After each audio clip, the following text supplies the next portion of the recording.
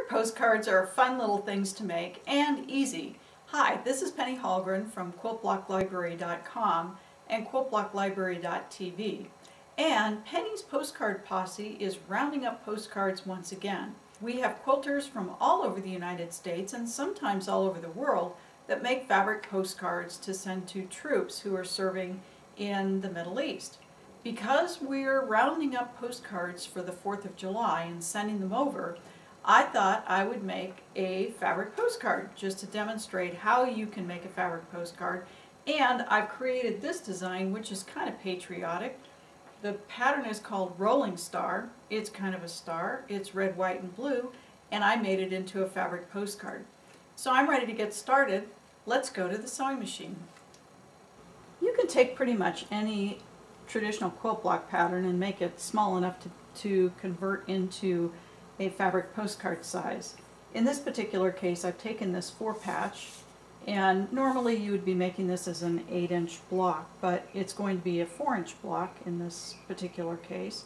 And then I'm just going to add these 2 strips on the side, which will make it 4 inches by 6 inches. So I have my patches all laid out here, and the way I'm going to sew these together is in rows. So the first thing I'm going to do is start by sewing these half square triangles together. So now that I've got these corner patches done, I'm going to start sewing on my flying geese. So I'll just take one at a time and add one corner piece to each one of those going around.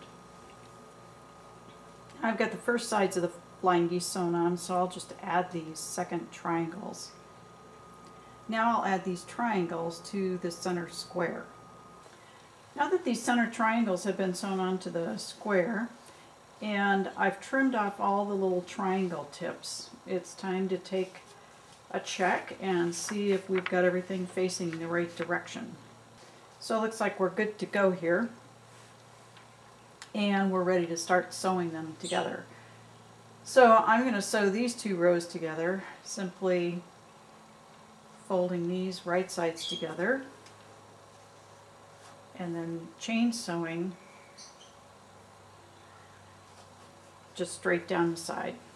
We got these 2 columns sewn together, and now we just need to add the 3rd one on here. Now I've got all the patches in each row sewn together, so I just fold this down and sew the top row to the center. Now I've got the top 2 rows sewn together, so I just need to add this bottom one. Now we got the center part done, and what I want to do is add some pieces onto the side, like you can see in this picture, and those are going to make it more of a rectangle instead of a square. So I just have these blue pieces, and I'm just going to attach them to the side. They're not cut at all the right size or shape, but I'm going to attach them, and then I'll trim it, and I'll trim my postcard down to the right size. Now I've got these side pieces added, and I'm just going to take it over to my cutting table and trim these off so that it's 4 inches wide this way, and then also I'll trim the sides off so that they'll be 6 inches. And actually I say 4 inches, but it's going to be 4.5 inches because I've got my seam allowances here, and then it's going to be 6.5 inches wide because of the seam allowances on this side. Now we're ready to turn this into a little postcard. So I've got the top that's been trimmed to 4.5 by 6.5. I've got a piece of white, just plain fabric that's going to be my backing, and then I've got a piece of flannel that I'm going to put on the inside.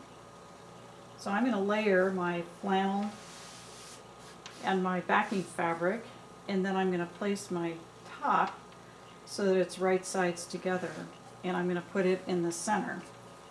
And then I'm going to sew 1/4 inch all the way around the outside, but on this side I'm just going to leave an opening that's going to be 2-3 inches long. I'll backstitch at each side so that that's kind of secure. And the reason I'm going to leave that opening is so that I can turn the card inside out. Now we've sewn all the way around this, leaving an opening here, and I'm going to take it over to my cutting table and trim the backing and the flannel away so that it's even with the raw edges of the top. Now it's all trimmed off and I'm ready to turn it inside out. I just want to be sure that when I turn it inside out, I'm turning it inside out between the top and the backing. So I'll just stick my fingers in, gather it up, and then poke it out. Now I've got this pressed, it's all inside out, and I've folded over my 1/4 inch seam allowance here on both sides, and then I put pins in it, so that's where that opening is. And now I'm going to stitch all the way around the outside, just about 1/8 of an inch away from the edge. Our fabric postcard is finished and ready to have a little message put on the back. You can just write anything you want to. You could even write a message, put an address, and send it to a friend. Put a stamp on it, or put it inside an envelope. In the United States, these take regular first-class postage plus a little add-on for not being able to machine stamp the postage on it. So it's a little bit extra, but you can still put it in the mail, whether the postman thinks so or not.